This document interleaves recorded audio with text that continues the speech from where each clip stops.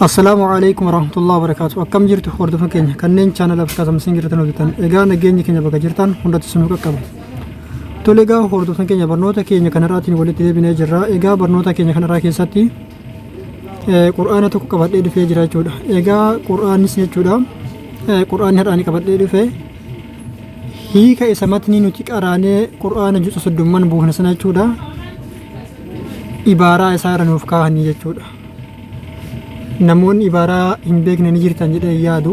Ibaaraa jechuun hiika nuuf hiikan jechuudha Qur'aana san ma'anaa isaa yookiin ammoo tiraansileet nuuf fudhanii jechuudha. Kanaaf egaa hordoftoota keenya jechuudha Qur'aana kana buufattanii fayyadamuun hedduu Qur'aana barachuudhaaf hedduu isin gargaara.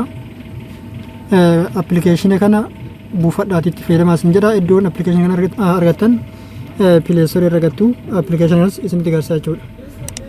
Kanneen jalqabaaf gara chaanal Afrikaa Samsiingii haaroftan barnoonni keenyas tele chaanal keenya subscribe godha.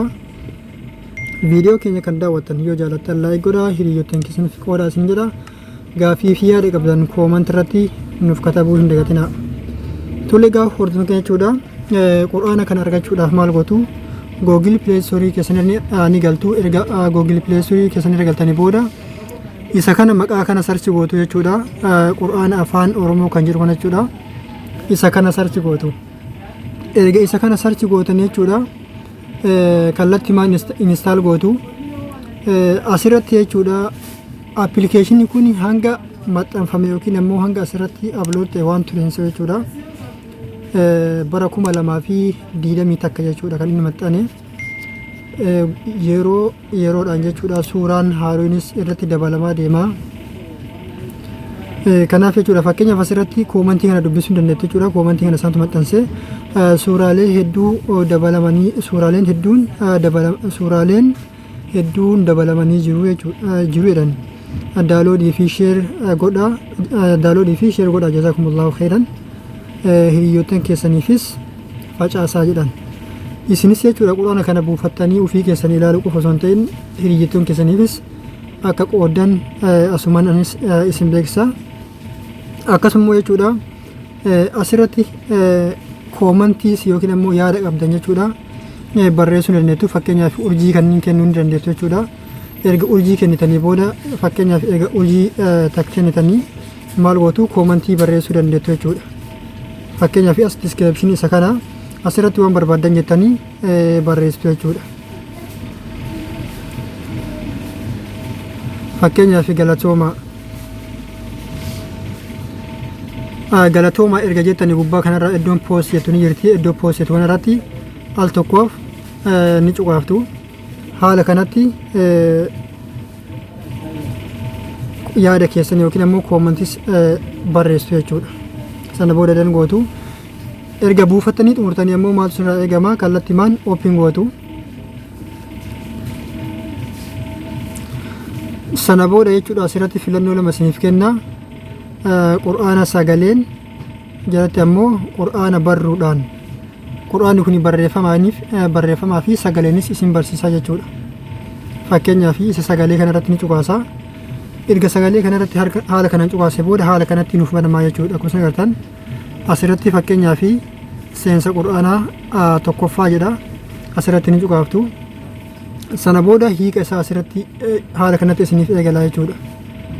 Qophiin kun hiika tafsiira Qur'aanaa guutuu fi of keessaa qaba waan ta'eef haalaan filatamaadha jedha.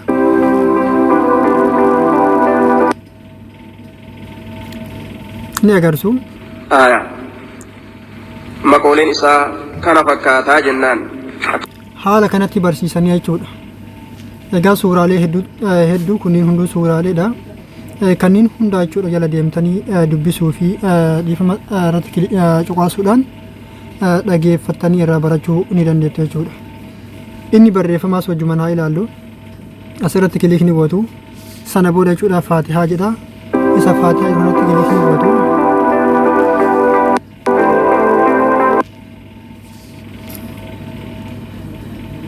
Tole isa kanarratti haala kanatti erga cuqaaftanii booda haala kanatti isiniif banamaa jechuudha. Ni agartu Bismillahirrahmanirrahim jedha. Maqaa rabbii akkaan mararfataa akkaan rahmata godhaa taheeni. Alhamdulillahi rabbil aalamiin faaruun hundi kan rabbii gooftaa olaanaati. Isa kanas ammas deebitanii sagaleedhaanis dhageeffachuu ni dandeettu jechuudha. As bakka kanarratti ni cuqaaftu. Asirratti erga cuqaaftanii booda sagaleedhaan isa aadiyoo kanaan ni cuqaaftu. Fakkeenyaaf aayaadhaan sagaleedhaan isiniif kaahee jira. Haala kanatti irra deemtanii dhageeffachuudhaan yookiin ammoo irratti cuqaasuudhaan irraa barachuu dandeettu jechuudha. Inni biraa immoo jechuudha siitingiilee isaa keessa deemuudhaaf sara gubbaa kanarratti jechuudha dhiifama. Sara kanatti ni cuqaaftu sana booda jechuudha siitingiilee isaa keessa deemtanii haala kanatti ilaaluu dandeettu jechuudha.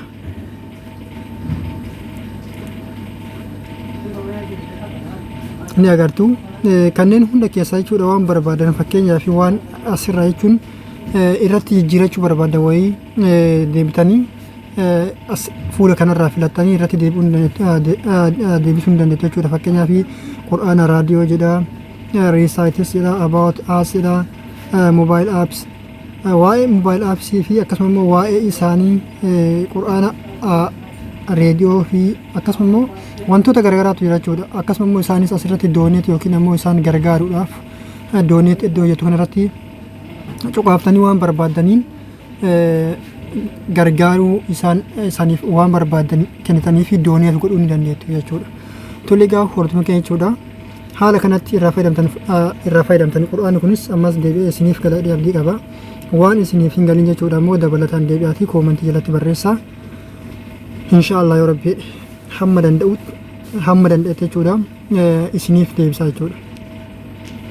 Tole egaa hordoftoota keenya jechuudha barnoonni keenya kanarraaf qabannee dhufne kana fakkaata. Hanga barnoota biraatiin deebinee wal geenyutti waan nu daawwattaniif galatoomaa yeroo gaarii isiniif haa ta'u.